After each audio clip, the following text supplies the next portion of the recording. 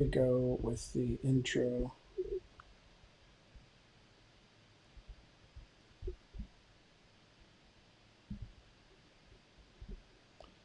Call recorders on.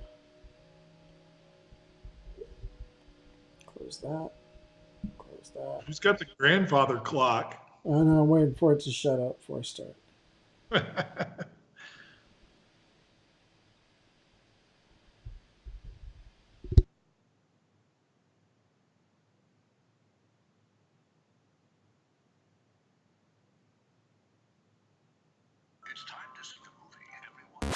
Let's do it on three. 1, 2, 3. One half a step too late or too early, you don't quite make it. 1/2 second too slow, too fast, you don't quite catch it. On this team, we fight for that inch. We claw with our fingernails for that inch.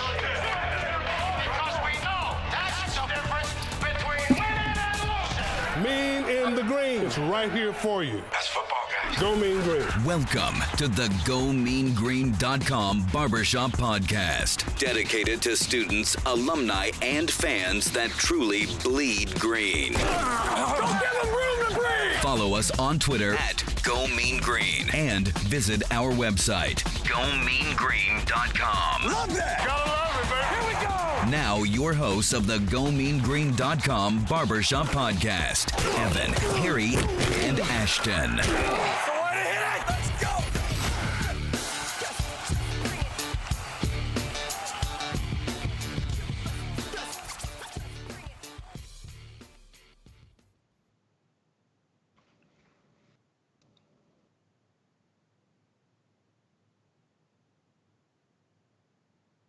Hello and welcome to the 206th edition of the GoMeanGreen.com Barbershop Podcast. This is Evan. This is Harry. This is Ashton. Wait, I can't hear you guys. Crap. Wait. Oh, wait, there it is. Let me try this.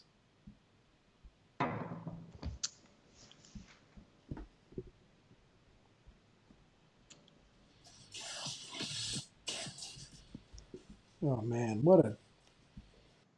I'm done. Shit show. Can you guys hear me? Yeah, Yeah. I can't That's why hear we you. said, That's the problem. this is Harry, let me this is see Ashton. if I can turn up. Let me try this. All right, try now. Hello. this is Ashton. This is Harry. Still me, bro. I'm still here. You're I'm still there? here, Mean Green. And I'm not going anywhere. You guys are coming across on my, there's going to be an echo here, so I'm going to try to do that. So, all right, we'll go ahead and get started. Well, I'll let you guys talk while I fix this. This podcast tonight is going how the season's going. We had high hopes coming in, and then it just dies on us. So, can we go? Can you not hear us, Harry? I'm just kidding. Are we live right now on YouTube or anything? Yeah, we are, and it's really, really bad. So, yeah, Who's- I'm going to who- get an echo here, everybody so I'm going to leave? stop talking. So, guys, we took an off week, so we did not have a review of the loss against Houston, and now we're coming back, and we thought we'd be in a better mood to talk about the the win over Southern Miss, and instead we're talking about a loss over Houston and a loss at Southern Miss. So I'll let you guys talk. I'm going to figure this out, but it's not good. No, it's not. These are hard to do after disappointing losses, and we just had 2 disappointing losses. I don't think anybody thought, beating Houston was going to be easy, but I don't think anyone thought that we were going to be completely dismantled like we were either. And fast forward to Southern Miss, the first half it was a close game. The second half we didn't show up, man. And I know Fine went out in the third quarter, and he's going to get injured. He's been injured every season. Forward without him, we couldn't get it done. It's a tough time to be a fan. I know people are discouraged. And you look at the schedule the rest of the season, You know, it's not going to be easy. That's all I can say. But I haven't given up. I think that a lot of there's some younger guys that can play. And we've just got to be patient through these tough times. My biggest concern, quite honestly, is we've got to have a quarterback after Mason Fine. We got to find somebody. We can't pull this crap we did last year where not anybody else gets the ball.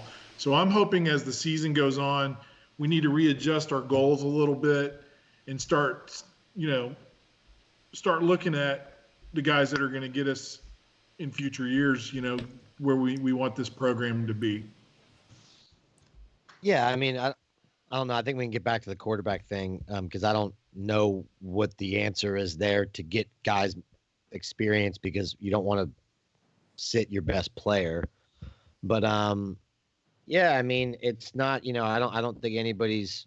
Fans aren't happy right now. I think there's reason to be optimistic to an extent.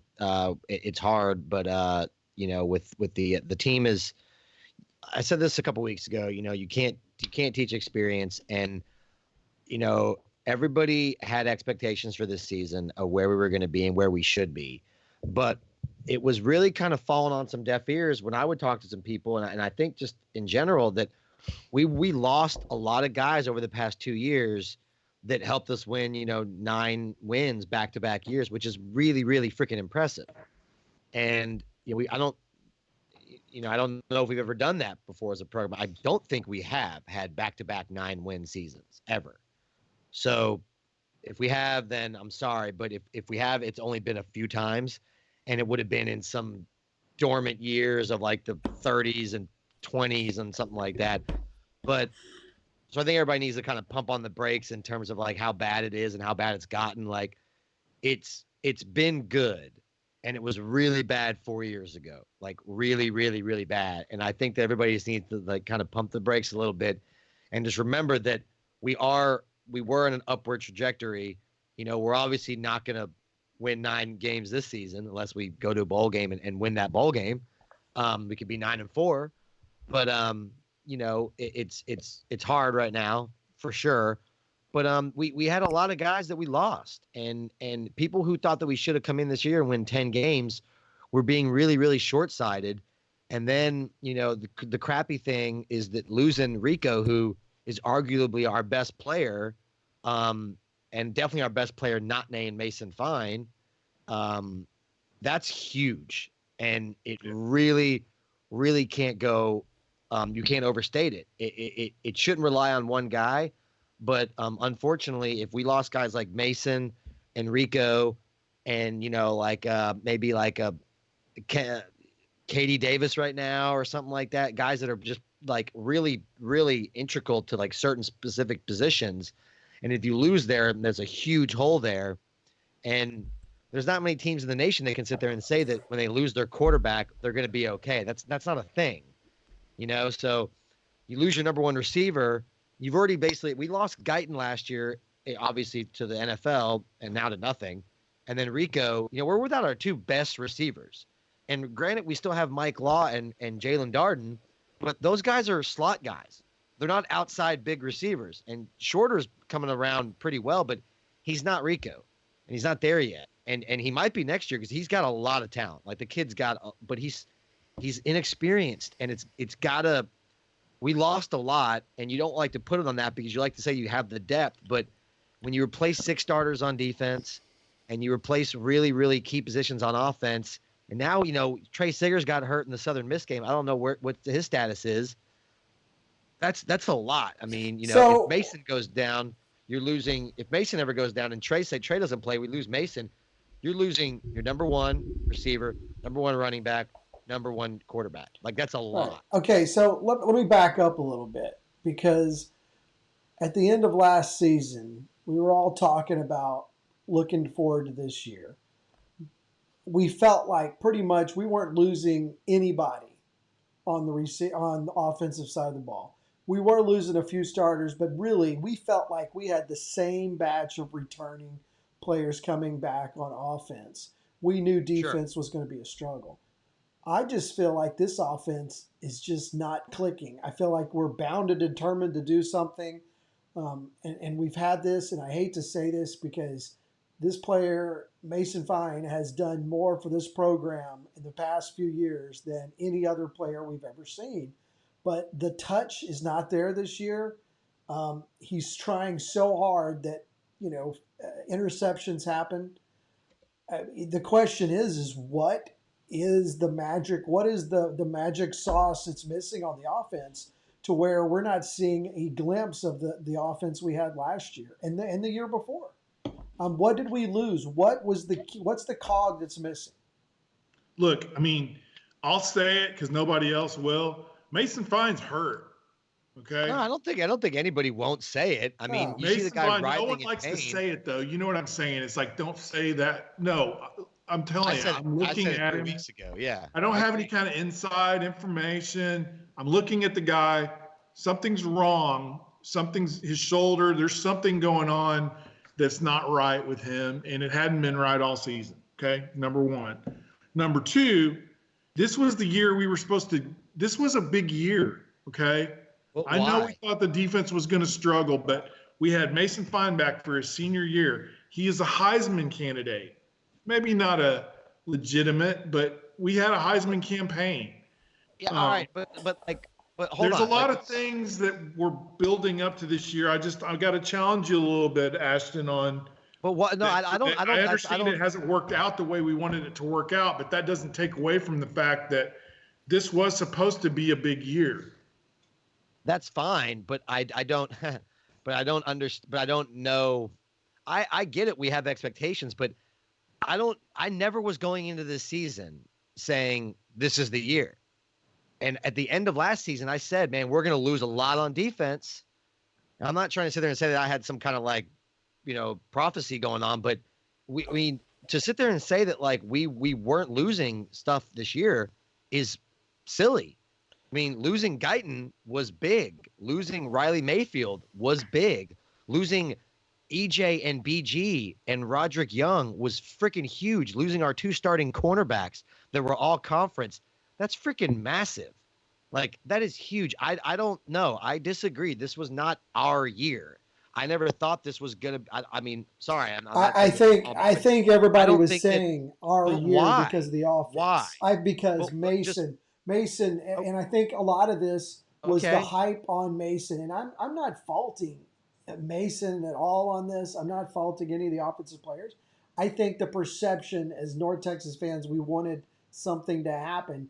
And we had a 4th year with Mason Fine, and we're like, man, could it get any better than this? And then out of the gates, we had this stable of running backs that just blew our mind. And we had these delusions of grandeur of what was coming. And I think it was a pretty quick wake-up call that against a team like Abilene Christian, we had the horses there. But it quickly fell apart on SMU, and we thought, well, now we're going SMU is better than anybody thought. So that's SMU.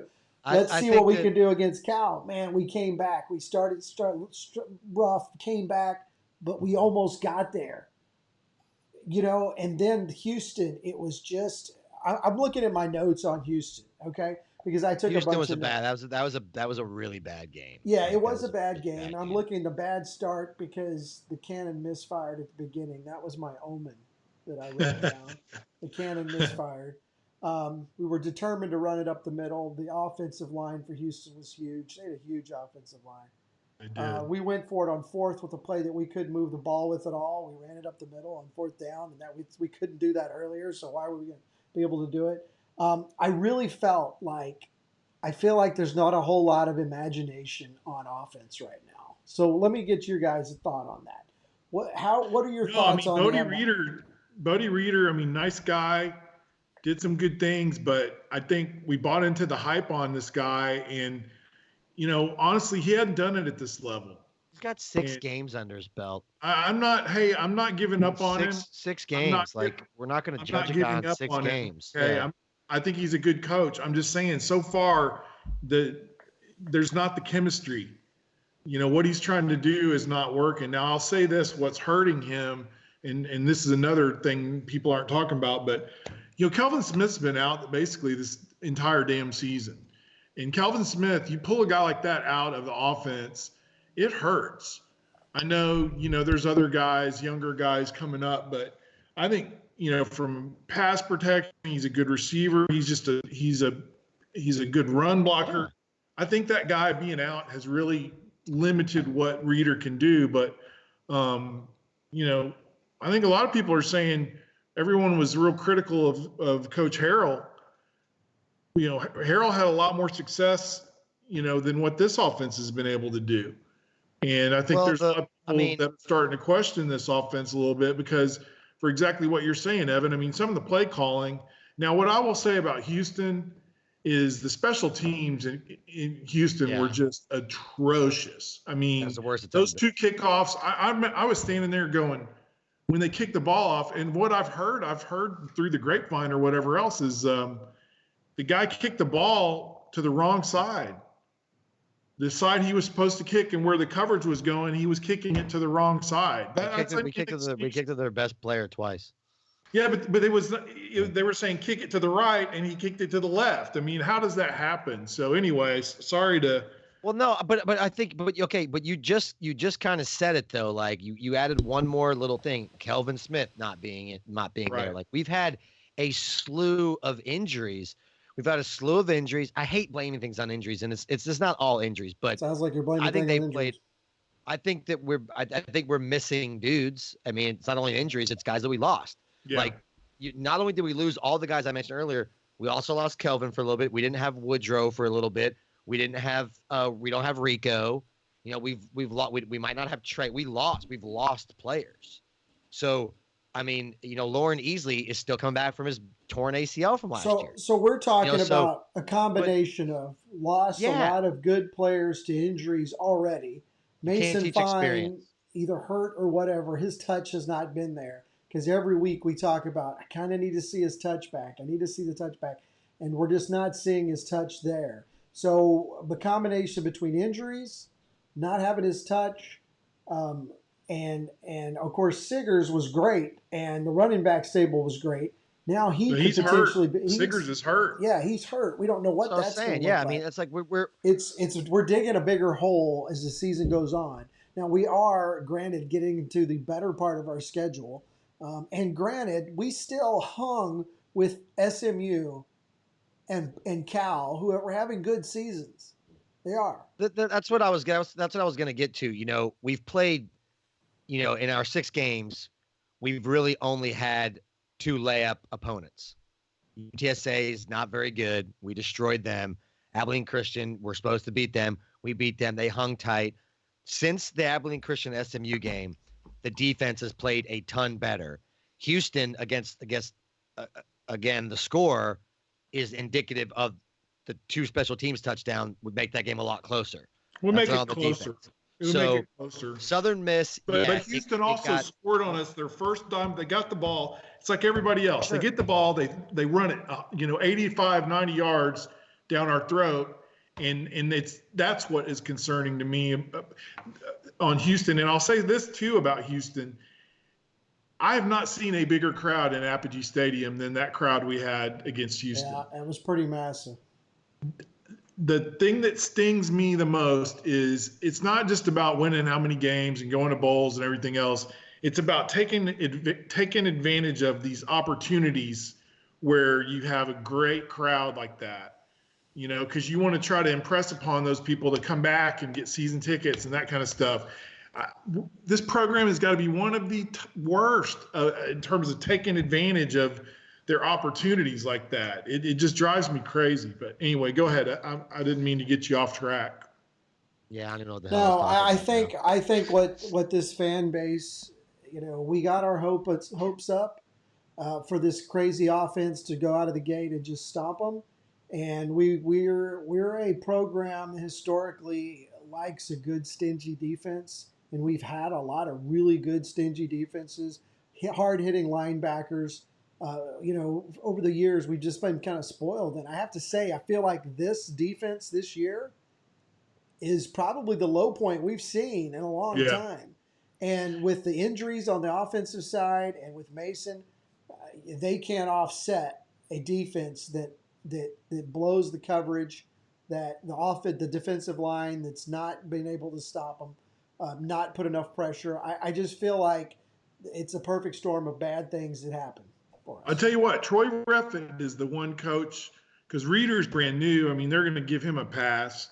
But Troy Reffitt, I think, is going to catch some heat unless he can turn things around. If they come back and win a bunch of ball games and finish strong, big deal. But I think if they continue down this road that we're seeing defensively, I mean, my big thing on is that how many times do we try to rush 3 guys and give the other quarterback all day long? It seemed like against Southern Miss that I kept seeing that. Everyone says, well, no, we blitz, a backer, or we blitz we throw different looks. And I understand that, but too many times I get the feeling of we want to try to get them to make mistakes instead of playing aggressively. Now, part of that is personnel, and I understand he doesn't have the personnel that he had last year, but I think Reffitt's got to be he's got to get things back on track.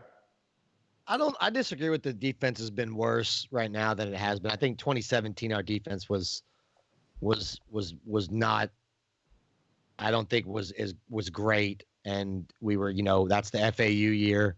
We got gashed a few times. I think that our defense is inexperienced, and they're learning. They're getting better. They're learning from mistakes.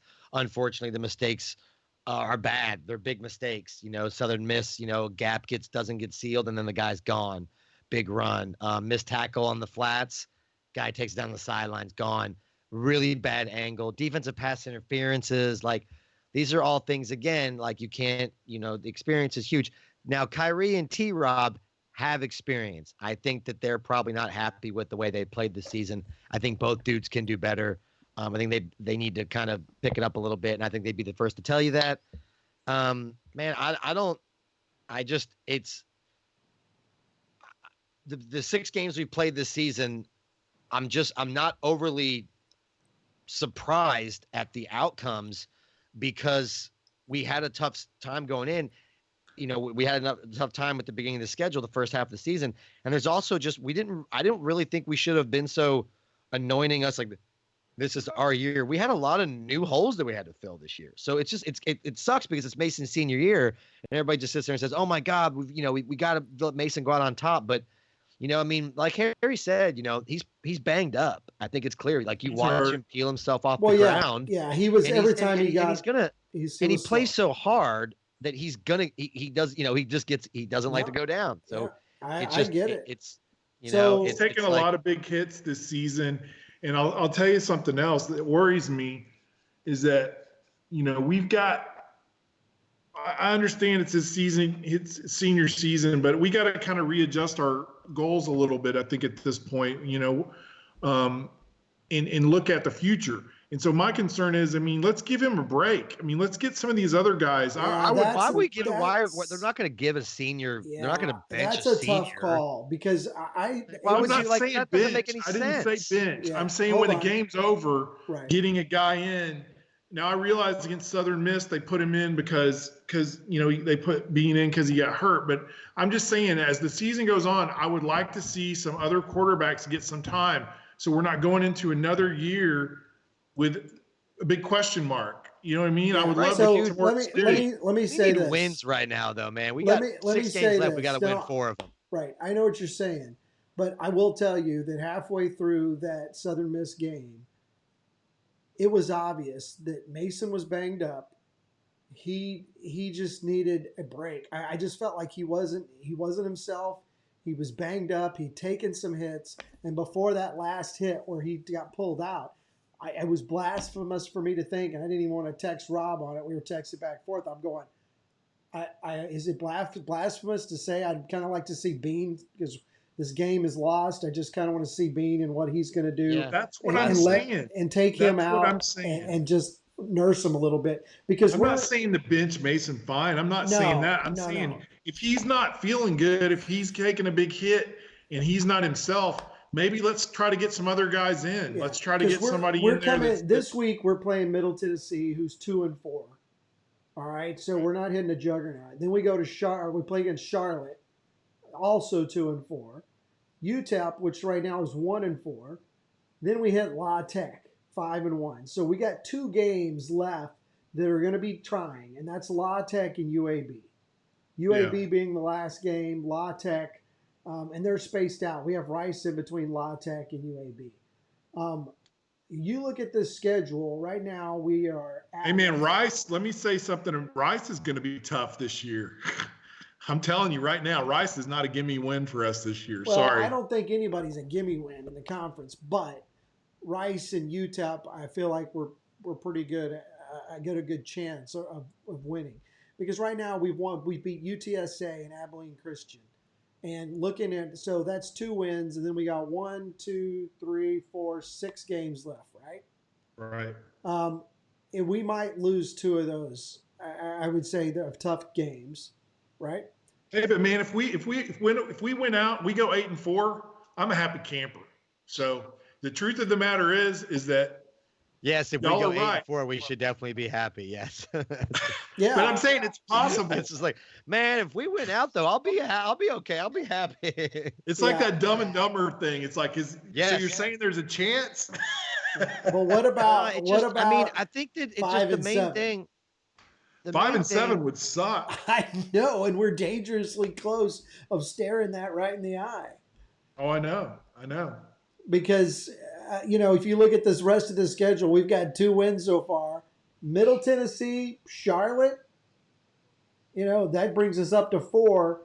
And let's say UTEP and Rice, that gives us that. Now we're 6. So if you split with a UAB and La Tech, then you'd be 7 and 5. Yeah. Yeah, it's a tough position, and honestly, last week we were back off the off week, and dude, we were just worn out. As a North Texas fan, I was just worn out, man, because I don't know. But you know what's weird, Harry? And Ashton, you've been doing this too, but most of the stuff since you've been here, it's been pretty good. Harry, we did this for years and drove. How about that, man? I mean, it's like I was a fan in the 2000s. No, I'm talking about doing these podcasts. We would do do what are these you talking about? I was here for around Dodge. in 2015 and 2014. Like, what the hell are you talking about? We would do these podcasts every Wednesday night. Well, on 2-win seasons. Okay, all right. So I'm glad you brought that up because I want to ask a question then. That I guess this is what kind of bothers me sometimes when I'm talking to certain fans, whatever. Like if we only win 5 games this year, yeah, I'm going to be pissed off, obviously. But again, why as a fan do I need to be like, we're supposed to win 7 games every year. We're supposed to win 8 games every year. We're supposed to win 9 games every year. Yeah. We don't have the track record to where we should ever expect to just we're a 7-win team. No, we're I can tell you this team right now. There's plenty of other schools in the exact same situation. I got a good friend who's an Arkansas fan. You're always going to have your core people that go to the games, and we have those, and we had them through all the bad years. Arkansas has them now, but we need and we like seeing a full stadium, and that's what you have during the good years. And we got a taste of that, and that's what we want. So we'll be around, but we're going to see people drop off and people jump off the edge of a cliff because they got involved and got psyched up, and now they're going to go away, and then it'll level out if we have a bad season. And then as we get better, they'll come back. That's what we're dealing with right now as Fairweather fans that are expecting a lot, and they're going to go away until things brighten up again. That's how it is going to be. We've never had the problem before because we had such this hardcore group of people that no matter if we won or lose, we're always going to go to the game, and we were always there. But seeing this wavering mass of good and excited fans that are Fairweather fans showing up, it was kind of nice to have them around. I saw one person say something like, maybe it's time for Seth to go, and I just think that's the most ridiculous. See, that's just a knee jerk. And I know, and that's a knee That's jerk, and it's probably all premature. over the board, and I won't go on it. But I was talking to a buddy who does go on the board, and he was saying that somebody was, and they had a bunch of reasons why they're trying to back it up or something like that or whatever. No, that's ridiculous. It's silly to me because I'm still happy where we're at. I mean, maybe not right this second, but I'm happy where we're at as a program because it was rock bottom. It could not have gotten any worse besides a 0-win team. And we were one game away from that 4 years ago. Yeah, so in 4 years' time. I agree with you, but here's what I would say. My stipulation is that let's take that albatross of our history off our shoulder, man. Why do we always have to bring up how shitty we've been I'm only bringing it up when we're talking about expectations. I understand that, and you're right. Win 8 games every year when you don't ever win 8 games every year. I get it, but I like to focus more on the potential that we have, the resources that we have. Listen, sure, and all those resources we have compared to back then are like night and day. What Daryl Dickey had to work with over at Phelps compared to what this Taj Mahal that Latrell has are like night and day. But what I would say is I just want to feel like we're meeting our potential. Okay, why is it that Appalachian State loses a football coach and goes right back out and wins a bunch of ball games and doesn't have any issues? Why does it happen there? But we have to be realistic about the fact that we're. I think it goes back, and I agree with you, Harry. I think it also goes back to this year, the hype, the feeling that we went out really good last year, and we were returning Mason Fine and his merry bunch of men. I think on paper everybody was excited about this year, and now it was a shot in the gut.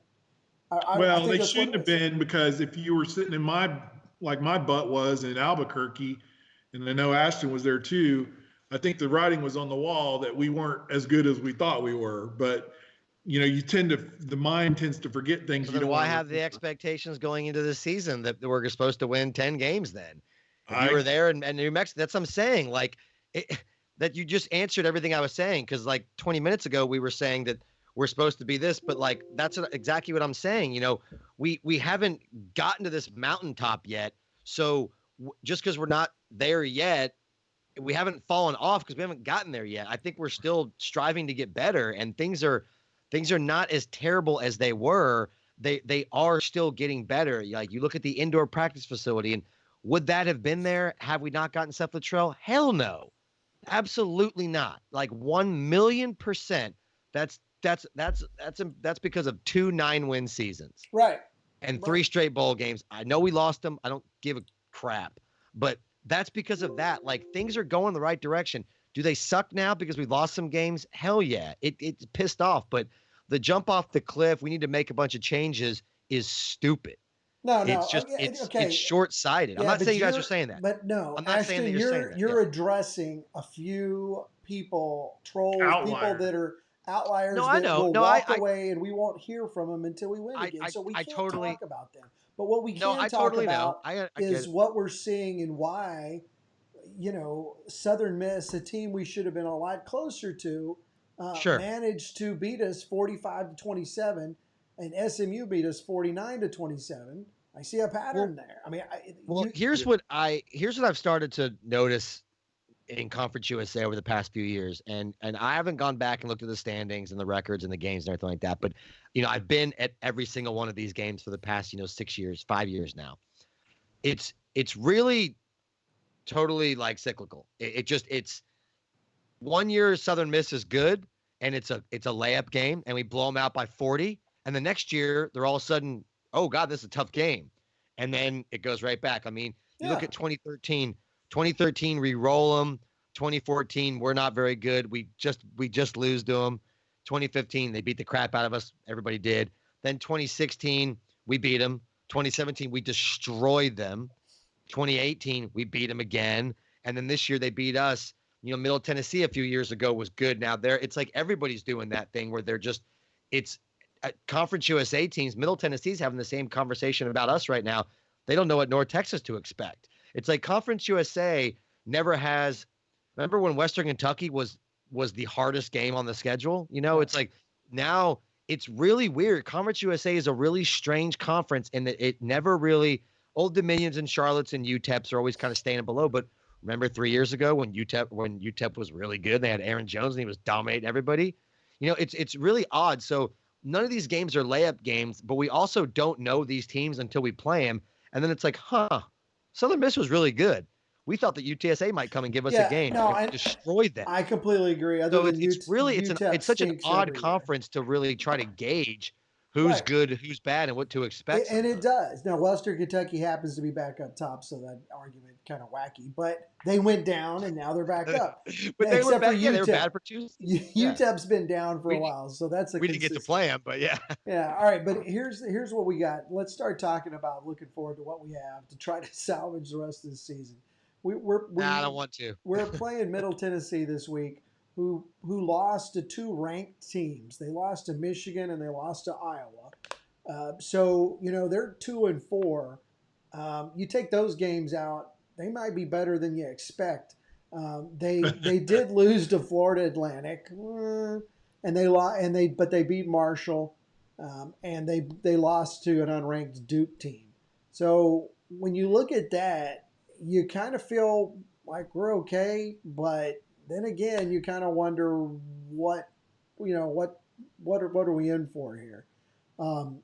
Because Duke, they're down a little bit, but they also lost to Alabama right out of the gate. They were going to lose. Now they got pounced pretty good, but they did beat Virginia Tech. So when you look at those teams it scares me, Evan, because I watched the Marshall team on, I forget what game it was, but I was impressed with Marshall's defense and the speed that they had.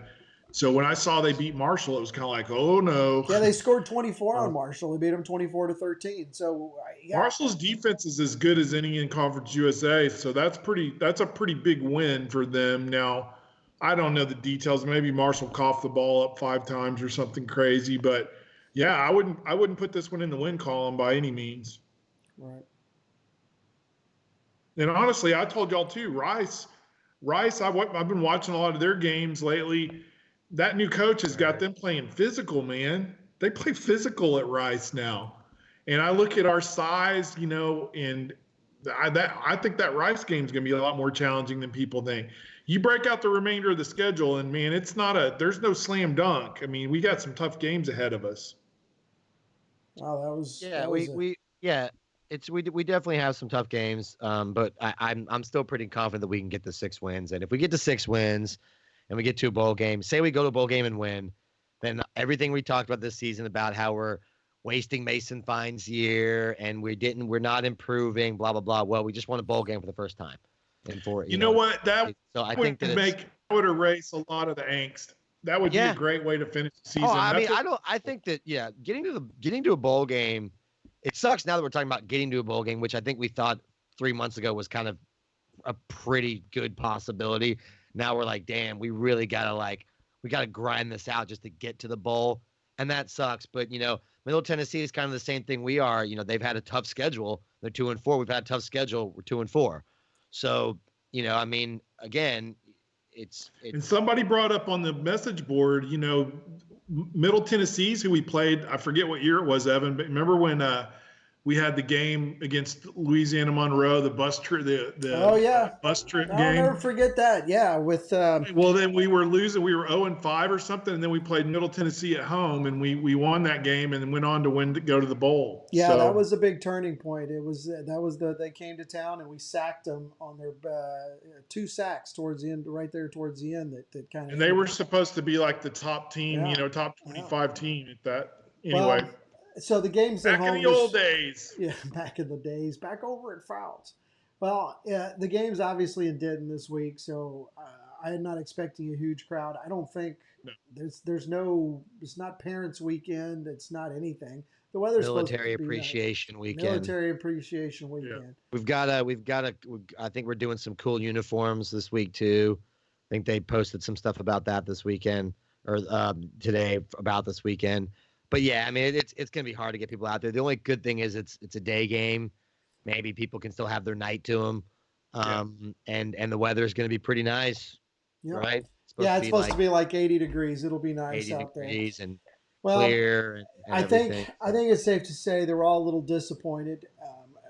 We're for the faithful that are very in tune. It's not completely surprising. We knew there was going to be some issues. We just hope that Mason's back in form and healthy.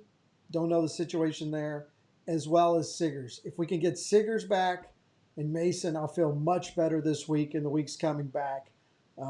If one of those two is out, it's more questionable. If both of them are out, I really don't know what's going to happen. Because although we've got a nice stable of running backs, and I do want to see more of Bean. When he did come in to fill in for Mason Fine, I really wanted to see Bean. I wanted to see his speed. I wanted to see him run it more. I do too, and I want to see Ani too. I want to see the Yankee guy, what he's got, because we need to start evaluating these guys to see what we've got coming up for in the future. Right. We don't want to leave ourselves. And I'm not saying pull Mason off the field. I'm just saying. Well, you can't have it both ways, though. I mean, you know what I'm saying? Like, that's the thing. It's like you don't see that in college football. You don't see guys start playing dudes and sitting a senior down. Well, if he's, I think if he's hurt, they're not going to pull Mason. If we're losing by 35 points in the fourth quarter, I don't think they're going to pull Mason.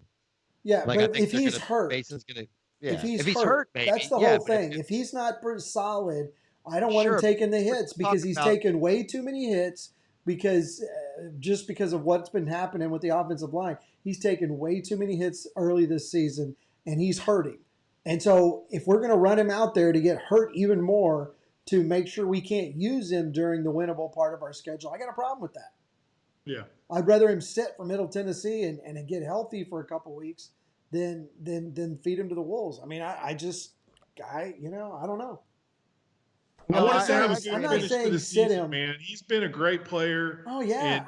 And there's nobody more greatest. disappointed about this season than him. Oh my God. He's the most disappointed of all of us. He's done amazing. He's a student of the game. Nice guy. You couldn't ask for a better representative for this university. That's right. And that's why I want him healthy. I wanted him going out with the bang.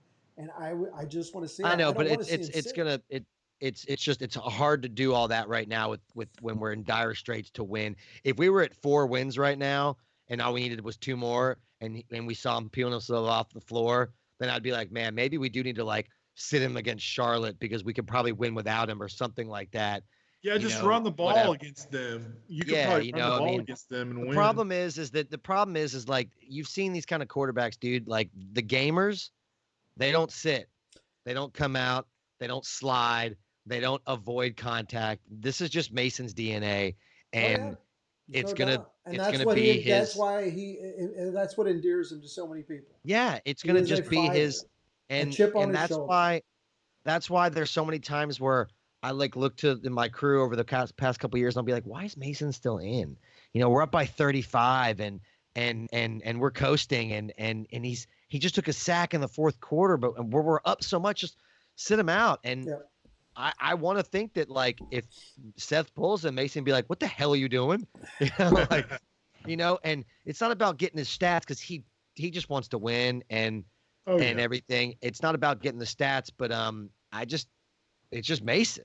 And I think that, you saw that Beyond the Green piece maybe about Seth and Mason, and that's just them. They're very, very, very similar. And it's such a really cool, unique dichotomy of the two of them. And I'm really going to miss Mason when he leaves. Cause again, I just love being around that kid. I mean, he's just such a badass, and you never know what's going to happen to Seth, but, no, I think he's been wonderful for the school, not just because he's a winning capability. I mean, Ren totally said it best.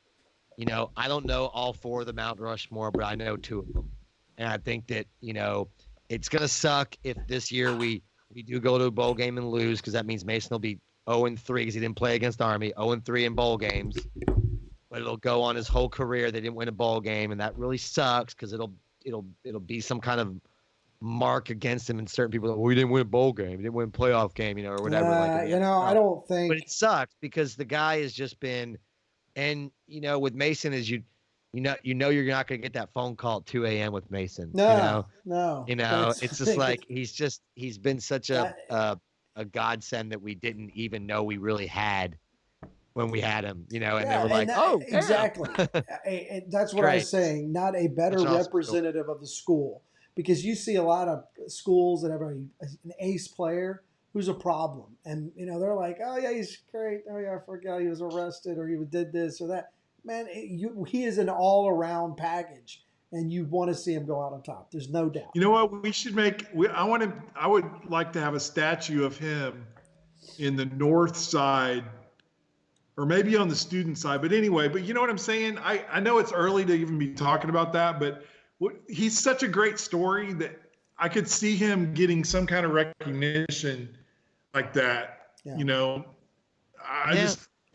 I think he's that kind of player. It's gonna always suck because he's never gonna have won a conference championship. Yeah, but I mean, if you've got a statue. I know. No, I know. No, I'm just saying. It's just like it's weird because it's so weird to know what we did have these past couple years, and then that like slipped away from us. That only chance we really had for it was in 17. Yeah, I don't think we're going to dwell on that as much, because I think hope not. anybody. I really hope we don't. I've heard some people say that, and I really hope it doesn't I think that's a few naysayers, because when you look back and you go, we wouldn't have had this run without him. There's not other runs where you could say, well, we had that run because of this player or that player. No, we had this run because of Mason Fine. And, I mean, just that's think about that bottom 2017 line. And when season. you have somebody that you can say that about, who was so impactful and was the face and of the team like that, I think that's huge. And plus, honestly, when you think about it, a few years afterwards, you tend to forget, like Daryl Dickey, man, what a train wreck the last few years he was. But now he's still like a god. He comes out and everybody's like, "Oh, it's Daryl Dickey. Remember the good times." There's no bad times with Mason. So I don't know how they're gonna. I mean, he's gonna be thought of very highly for years to come at this university.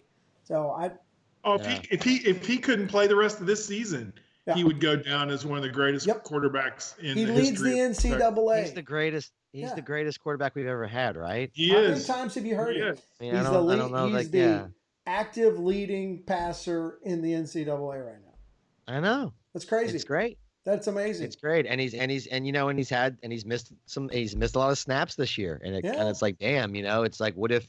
And again, like I hate dwelling on that stuff, but like, if Rico doesn't get hurt against Cal, I know he got shut down against SMU, but I really think that against USM we missed Rico. Southern Miss, I think we really missed Rico, because I know that Darden was getting open, finding little holes, and that's what Rico could kind of do. When Mason would scramble away, Rico would come through. It was Rico or Mike Law. That was kind of like guys that would either backtrack, or if Rico would just take off. And then Mason would, how many times do you see Mason roll out and be like, "Oh, there's Rico," and just air it out? And he would either, make a very contested catch, or, he's got a chance to catch the ball. Right. And, Rico, his point going up to get the ball, he could high point the ball really well. He's got blazing speed. It's just, that's a really, really, that's a downer to think about that he didn't get, and it's just one of those stories too, because it's the what could have been thing. What if Jeff doesn't get hurt in 2017 with Mason? Maybe we beat Troy. I don't know. Troy was really good, but damn, we didn't have Jeff, one of our best running backs. And he might have been the best running back we've ever had he not gotten hurt his whole career. So there's all this, there's a lot of, ambiguity there as to what could have been in some of those situations that, I hope we're not having this conversation about Mason in 6 weeks. Yeah. So. There's going to be ups and downs. But I tell you what, look back to that Houston game and look at that crowd that we had. And to me, that tells me you combine that with the new athletic, the new indoor practice facility, which is just freaking amazing if you haven't seen it. Well, and let me get into that practice facility in a second. We're going to talk beyond the green, but I will say this, Harry, just talking about the crowd at the Houston game. I'm continually encouraged every game and how many students we have showing up to our games.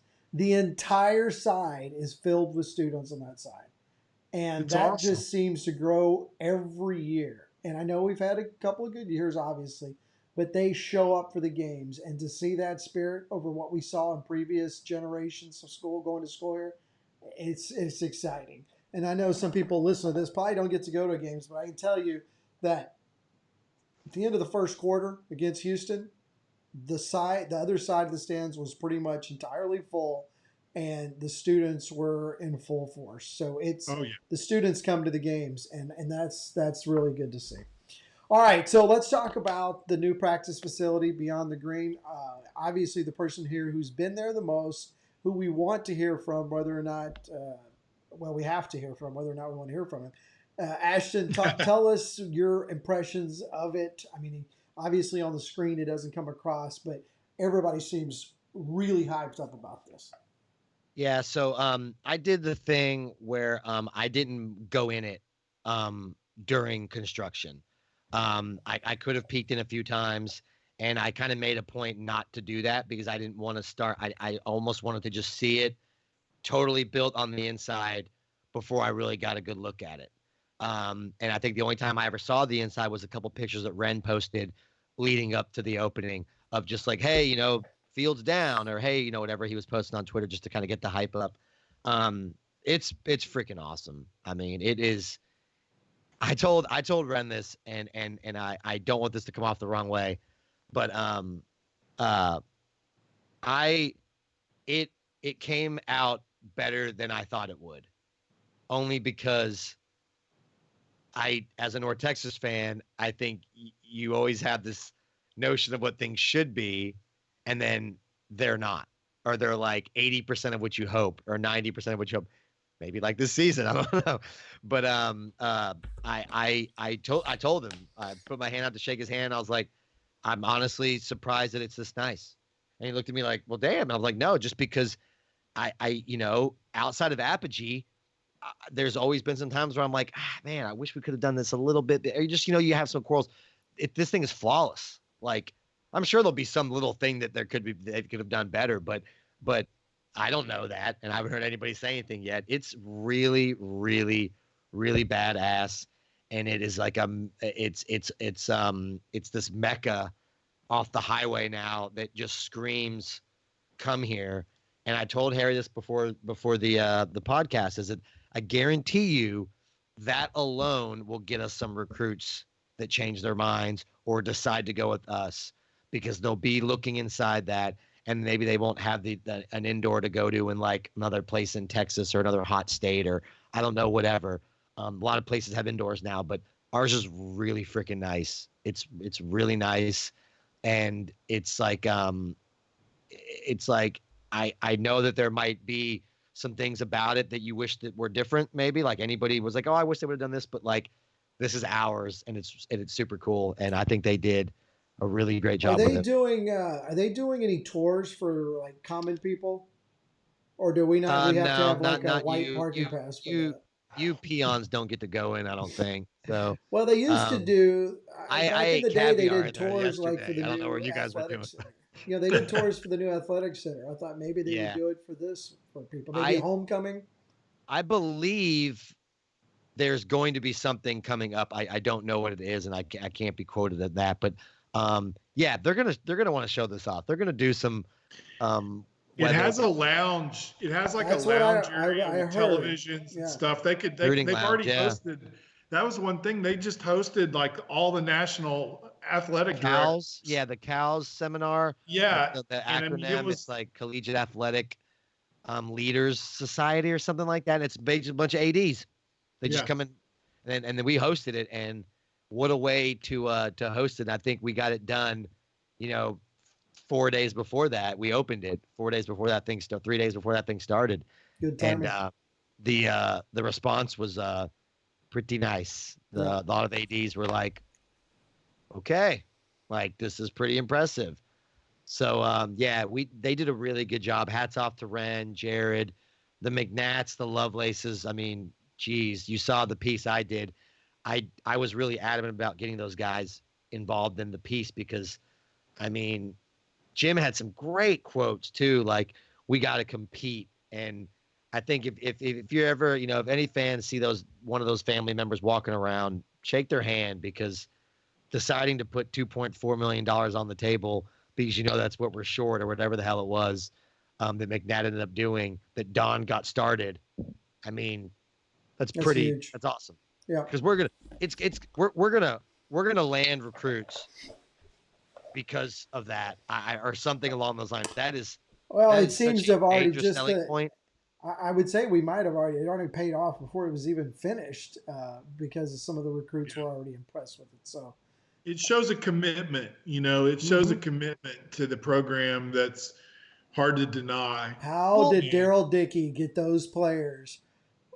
Hosting them in the bowels of Fouts, I will never know. No, listen, man. You know what it is? They wouldn't even drive them by the stadium on their recruiting visits. They just basically took a different road, like a bypass store. They didn't have to drive by the stadium. They didn't want to see it at all. I'm telling you, it's the truth. It's crazy. Dude, I will never forget. And Dickey, we'll shut it down here in a second, but I'll never forget being part of the Mean Green Foundation, which later became the Mean Green Club. And down there, we had an event underneath Fouts with Daryl Dickey, and water was dripping from the pipes on me. It was dark. It was mildewy. Daryl's talking, and water is dripping from this rusty pipe above my head. I was like, this place, it was so bad. And I don't know how we managed to be so successful, but it was what it was. Different time. Yeah. Yeah, it's great. It shows a commitment. It shows, where we're at. And I think that, in these times right now where we're all kind of down and out and pissed off at the losses and everything like that, just, look to your left or your right when you're at Apogee and just be like, oh, okay. Like there's, things aren't terrible, and hopefully the ship will get righted, and we're in a good spot right now. I'm still pretty optimistic about the future, and I think that I've talked to some guys that are here now, and they said that when they got here they've been kind of surprised because it is better than they thought it was going to be. Hey, even if it doesn't get better, basketball, man. Basketball is looking up. Hey, well, let me say this, because we don't want to go down that road, and we're already almost an hour in. We don't want to go down. Hey, basketball. Hey, Jones is coming back. No, after the Houston game, I went in to look for a new hat to the bookstore team room there, where you could buy souvenirs at the thing. And I tell you, man, that was a lot of people in there. We just got handed to us, our butt handed to us by Houston, disappointing all around. And there was 20-something people in there buying stuff. You should have seen the corny dog line. The corny dog line. No, I'm just saying that people. Well, that's just because America's or Texas is bovine. That's all that means. People are hungry here. That's not my point. I know people are hungry. They're going to stand in line. I'm just talking about that after a loss like that, people still want their North Texas gear. And a lot of times people are just put off, but that was a good sign. I don't want to make it a barometer by any means, but I think this weekend's game is very telling on two levels. It's going to show where we're at football team wise and where we're at and as a fan base. If we can get a decent crowd after two bad losses and a bye week, for a game that doesn't have any like pizzazz, it's not a great opponent, there's no massive things, happening, wrestling or whatever, just military appreciation, Wrestling. I think that I think that's going to be very telling to see like what kind of fan base we have now. Have we gained more fans over the past couple of years that are going to stick and become kind of like, younger, start becoming diehard fans because they were here during the good, at the beginning of the good again, we think, and then they're going to hang around. I don't know. Like if we can get a decent crowd, not great, but decent crowd for this week's game. And then if we can win this game, I think it may not be as bad as maybe we're not, maybe it isn't as bad as we think, even though, it's a big game. We're coming into the part of the schedule, which is a good time to try to build something going here. If we were playing Louisiana Tech this week or UAB, or Louisiana, if we were taking one of those teams this week, I would be concerned. But I feel like we got a good shot this weekend, and that's all we can ask for. Yeah, man, we got it. Yeah, this is borderline must-win game. Yeah, because we can't, falter here, knowing that okay, we got to get one of the wins. Like then our backs are up against it. Yeah. And really, for the first time, that would be Seth's first time with his back up against the wall. mm-hmm. Because in 2016 there's no expectations. Right. Well, we've got to beat Teams. Middle Tennessee. Yes. We got to beat UTEP, and we got to beat Rice. That's 3 games right there that gets us to 5 wins. Yep. It's good math.